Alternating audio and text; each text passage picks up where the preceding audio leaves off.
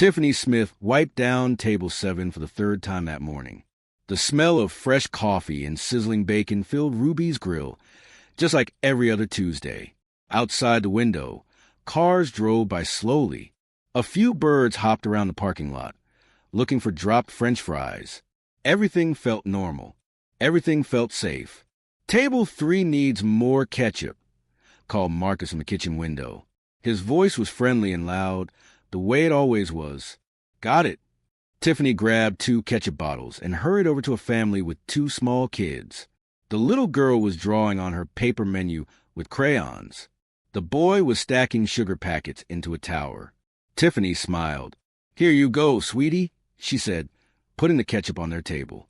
"Your pancakes will be ready super soon." The mother smiled back. "Thank you so much." This was Tiffany's favorite part of the job, making people happy, making people feel welcome. She had worked at Ruby's Grill for 3 years now, and she knew almost every regular customer by name. Mr. Peterson always ordered scrambled eggs with extra cheese. Mrs. Chen loved the blueberry waffles. Tommy, the teenager who came in after school, always got a chocolate milkshake. Tiffany adjusted her ponytail and looked around the restaurant. 10 tables were full. Not too busy, not too slow. Perfect. She could handle this. She was good at this. Then the door opened. At first, Tiffany didn't look up. The little bell above the door jingled all day long. But something made her stop. Something made her turn her head. 9 police officers walked through the door. Tiffany had seen cops at Ruby's before. They came in for coffee sometimes, or a quick lunch. They usually joked around and laughed. They usually talked loud and slapped each other on the back. But not today. Today, these officers walked in like they were carrying something invisible and very, very heavy. Their faces looked tired. Their eyes looked red. Some of them wore their regular blue uniforms. Others wore their dress uniforms, the fancy kind with sharp creases and shiny buttons. And every single one of them wore a thin black band across their badges. Tiffany's stomach dropped. She knew what those black bands meant. Someone had died. The restaurant got quiet. Not completely silent, but the noise dropped like someone had turned down the volume on a TV. Even the little kids at table 3 stopped talking. The mother pulled them closer. One of the officers, a tall woman with gray hair pulled back in a tight bun, looked around the room. Her eyes were glassy, like she might cry at any second, but was fighting hard not to. "Is it okay if we sit here?" the woman asked. Her voice was soft and polite, but it cracked a little at the end. "Of course," Tiffany said quickly. "Please, sit anywhere you like." The officers moved toward the big corner booth and 2 smaller tables nearby. They pushed the tables together without asking, moving slowly and carefully. No one smiled. No one made a joke. Tiffany grabbed 9 menus and walked over. Her hands were shaking just a little. She didn't know why. She had served hundreds of people before. But something about this felt different. Something about this felt important. "Hi there," she said gently. "Can I get you all something to drink?" The officers looked up at her. Some nodded. Some whispered, "Coffee, please," or "Water is fine." One younger officer, who looked like he was barely old enough to shave, just stared at the table. He didn't say anything at all. Tiffany wrote down their orders and hurried back to the kitchen. Marcus was flipping burgers on the grill. "What's going on out there?" he asked. It got super quiet. "Police officers," Tiffany said. 9 of them. "And Marcus, they're wearing mourning bands." Marcus stopped flipping. He turned to look at her. "Someone died?" Tiffany nodded. Her throat felt tight. Marcus shook his head slowly. "That's rough. Really rough." Tiffany filled a tray with coffee cups and a big pot of fresh coffee. Her hands moved fast, but her mind was somewhere else. Somewhere far away. She was thinking about her dad. Her father had been a police officer for 22 years. Tiffany remembered him coming home every night, taking off his heavy belt with all the equipment, and sitting down at the kitchen table with a big sigh. He used to tell her stories about his day. Some were funny, some were scary, some made him sad. "Tiffany," he used to say, "being a cop means you see the worst things people can do to each other, but it also means you get to help people when they need it most. That's what makes it worth it." Her dad had retired 5 years ago. He was healthy and happy now, living in Florida with her mom. But Tiffany still remembered what it was like when one of his friends died. She remembered the phone call. She remembered her dad sitting at the kitchen table, crying with his face in his hands. She remembered the funeral, where hundreds of officers stood in perfect rows, saluting while bagpipes played. She remembered how much it hurt. Tiffany carried the coffee tray back to the officers' tables. She poured carefully, making sure not to spill. Nobody spoke. The only sound was the gentle splash of coffee hitting the cups. "Thank you," one officer whispered. "You're so kind," said another. The tall woman with gray hair looked up at Tiffany. Their eyes met for just a second. In that second, Tiffany saw everything.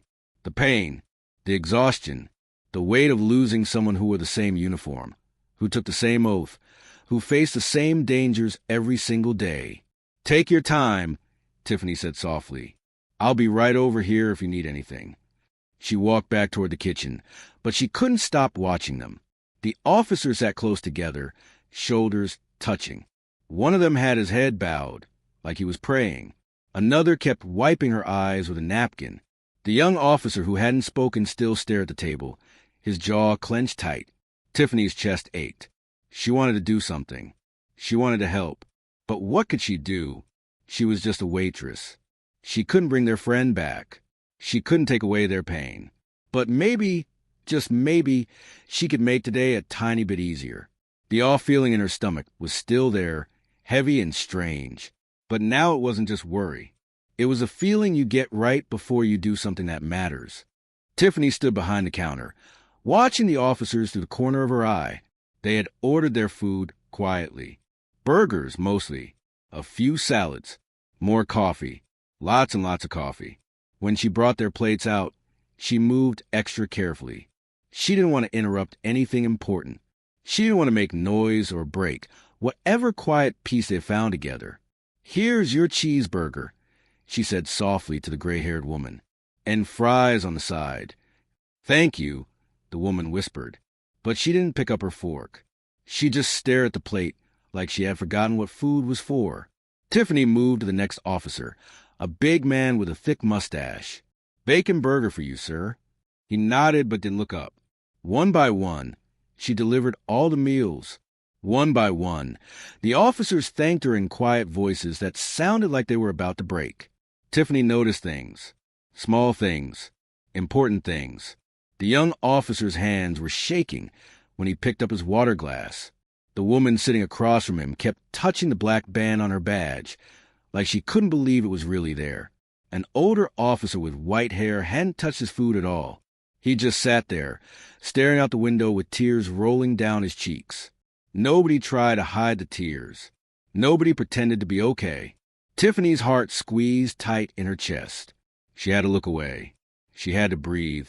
She walked back to the kitchen and leaned against the cool metal counter. Marcus was cutting tomatoes for the lunch rush. "They okay out there?" he asked. Tiffany shook her head. "No, they're really not." "What happened? Do you know?"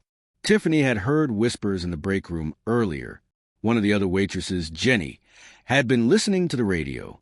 An officer from the next county over had been killed yesterday. A traffic stop had gone bad. Really bad. The officer had a wife and 2 little kids. Tiffany told Marcus what she had heard. His face went pale. "Those poor people," he whispered.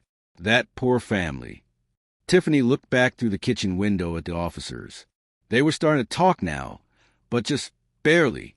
Their voices were too quiet to hear. Sometimes one of them would laugh, but it was a sad kind of laugh that happens at funerals when someone tells a funny story about the person who died. She saw the gray-haired woman pull out her phone and show something to the others. They all leaned in to look. Some smiled. Some cried harder. Tiffany guessed they were looking at pictures. Pictures of their friend who wasn't here anymore. "I want to do something," Tiffany said suddenly.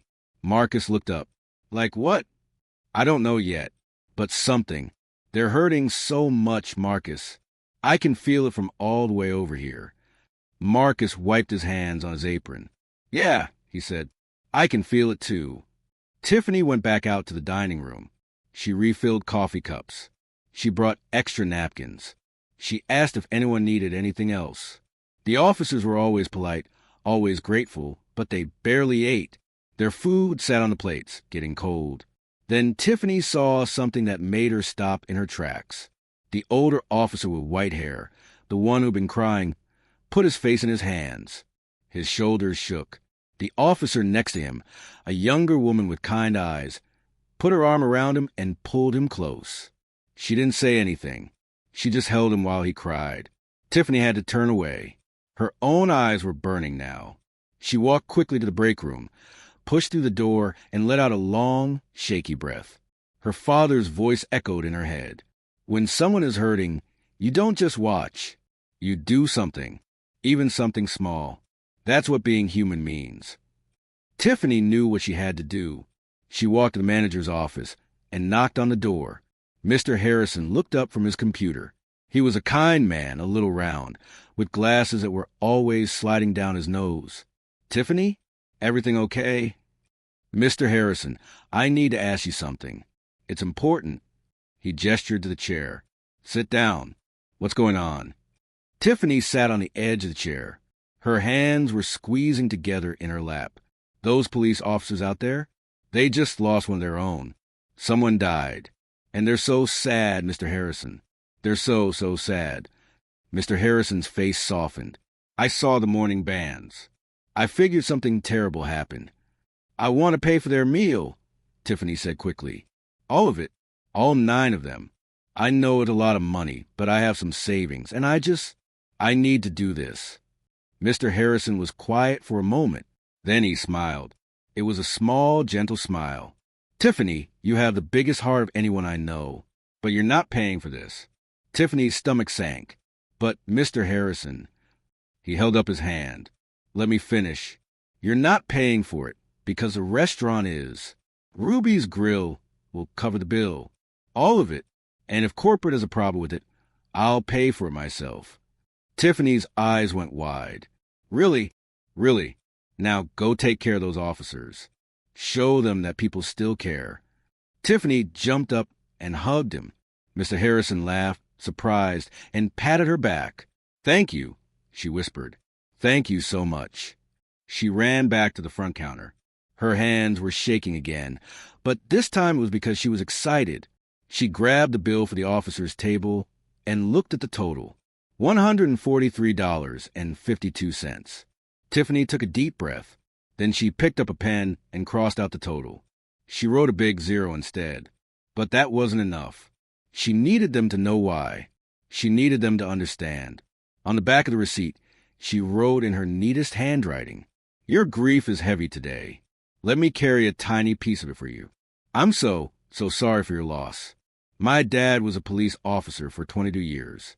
I know how much you sacrifice. I know how much you care. Thank you for everything you do. You are not alone. With love and respect. Tiffany." She read it 3 times to make sure it was right. Her hands were shaking so hard now that the pen wiggled. Her heart was pounding like a drum. Jenny walked by and saw what she was doing. "Tiffany, is that bill really 0? "Yes," Tiffany said. "That's over $100. "I know." Jenny stared at her.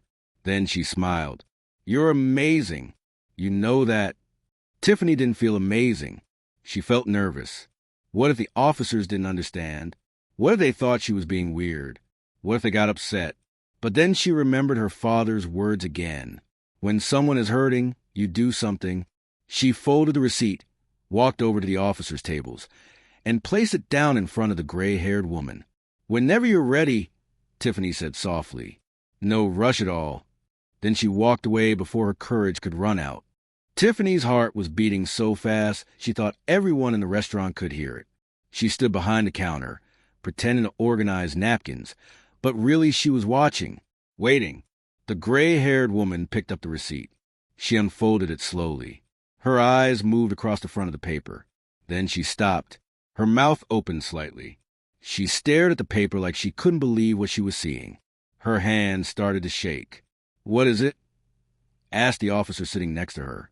The gray-haired woman didn't answer. She just flipped the receipt over and read the back. Her eyes filled with tears. One tear rolled down her cheek, then another, then another. She covered her mouth with her hand. "Karen," said another officer. "What's wrong?" Karen, the gray-haired woman, couldn't speak. She just handed the receipt to the officer next to her. He read it. His face changed. His tough, tired expression melted away, and suddenly he looked like a little boy who had just been given the biggest hug in the world. "Oh, my God," he whispered. He passed the receipt to the next officer, and the next, and the next. One by one, all 9 officers read Tiffany's note. One by one, their faces changed. Some cried. Some smiled through their tears. Some just sat there in shock, holding the paper like it was made of gold. The young officer, who hadn't spoken all morning, finally looked up. His eyes found Tiffany across the room. "You did this," he called out. Tiffany's stomach flipped. Everyone in the restaurant was looking at her now. She felt her face get hot. She wanted to hide, but she couldn't, so she just nodded. "Yes," she said quietly. "I did." Karen stood up. She walked across the restaurant toward Tiffany. Her eyes were red and wet, but she was smiling, really smiling. When she reached the counter, Karen didn't say anything at first. She just pulled Tiffany into the biggest, tightest hug Tiffany had ever received. "Thank you," Karen whispered into Tiffany's ear. "You have no idea what this means to us. No idea." Tiffany hugged her back. She was crying now, too. "I'm so sorry for what you're going through. Your dad was a cop?" "Yes, ma'am, for 22 years. Karen pulled back and looked at Tiffany's face. "Then you understand. You really understand." "I do." One by one, the other officers came over. They shook Tiffany's hand. They hugged her. They thanked her over and over. Some of them couldn't even get the words out. They just nodded and smiled and cried. The big officer with a mustache pulled out his wallet. "Please, let us at least tip you. This is too much." "No," Tiffany said firmly. "Today, you don't pay for anything. Today, someone takes care of you." The officer's chin trembled. He put his wallet away and hugged her too. The whole restaurant was watching now. The family at table 3 was crying. Mr. Peterson, who always ordered scrambled eggs, was wiping his eyes with his napkin. Even Marcus was standing in the kitchen doorway with tears running down his face. Before the officers left, the young officer who'd been so quiet walked up to Tiffany one last time. "My name is Daniel," he said. "Officer Daniel Martinez. The man we lost yesterday. He was my training officer. He taught me everything. He was like a dad to me." Tiffany's heart broke into a million pieces. "I'm so sorry, Daniel." "He would have loved what you did today," Daniel said. His voice cracked. "He always said the world needed more people like you. People who see someone hurting and actually do something about it." He saluted her. Right there in the middle of Ruby's Grill, Officer Daniel Martinez saluted a waitress who had just changed his whole day. Tiffany saluted back, the way her father had taught her when she was little. The officers left slowly, stopping to shake hands with other customers on their way out. The family at table 3 gave them hugs. Mr. Peterson stood up and shook each officer's hand, thanking them for their service. When the door finally closed behind them, the restaurant was silent for a moment. Then everyone started clapping. Loud, strong clapping that filled the whole room. Tiffany felt embarrassed and proud and overwhelmed all at once. She didn't know what to say, so she just waved and went back to work. But the story didn't end there. That afternoon, one of the officers posted about what happened on social media. She shared a picture of the receipt with Tiffany's note. She told the whole story of the waitress who saw their pain and decided to help. The post exploded. In just 2 hours, 10,000 people had shared it. Then 20,000. Then 50,000. People from all over the country were commenting, saying how beautiful the story was, how much the world needed more kindness like this. The local news called Ruby's Grill. They wanted to interview Tiffany. She said no at first, but Mr. Harrison convinced her to do it. "People need to hear this story," he said. "People need hope right now." So Tiffany sat down in front of the camera and told her story. She talked about her dad. She talked about seeing the officer's grief. She talked about wanting to help, even in a small way. "I'm just a waitress," she said during the interview. "I can't fix everything. I can't bring their friend back. But I could do this one thing. And sometimes one thing is enough." The interview was played on the evening news. Then it was picked up by national news. Then international news. Tiffany's phone started ringing nonstop. People were sending messages, thanking her, telling her she had inspired them to do kind things in their own communities. Money started coming in, too. People sent tips to Ruby's Grill, asking Mr. Harrison to give them all to Tiffany. In 1 week, she received over $3,000 in donations. She cried when she saw the total. "I can finally fix my car," she told Marcus, "and help my mom with her medical bills." But the best part wasn't the money or the attention. The best part was what happened next. The 9 officers started coming back to Ruby's Grill. Every Tuesday, like clockwork, they would walk through that door and sit at the same tables. They always asked for Tiffany. They always left huge tips. And they always thanked her. "You gave us hope on the darkest day," Karen told her one Tuesday morning. "You reminded us that people still care, that we're not alone out here." Other police officers from different departments started coming too. Word had spread. Ruby's Grill became known as a place where a waitress had shown incredible kindness. It became a safe place, a welcoming place, a place where officers knew they would be respected and appreciated. Tiffany's life changed that day, not because she became famous, not because she got money, but because she learned something important. Small acts of kindness can change the world. One person, one moment, one choice to care about someone else's pain. That's all it takes to make a difference. Months later, Tiffany was invited to Officer Daniel Martinez's award ceremony. He was receiving a medal for bravery after saving a child from a burning building.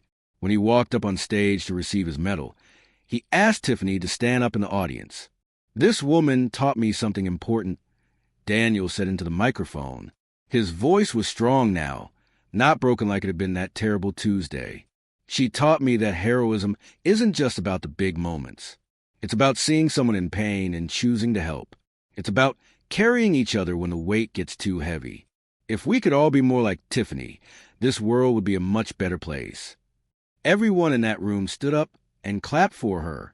Tiffany cried happy tears and waved, feeling her father's pride from 1,000 miles away.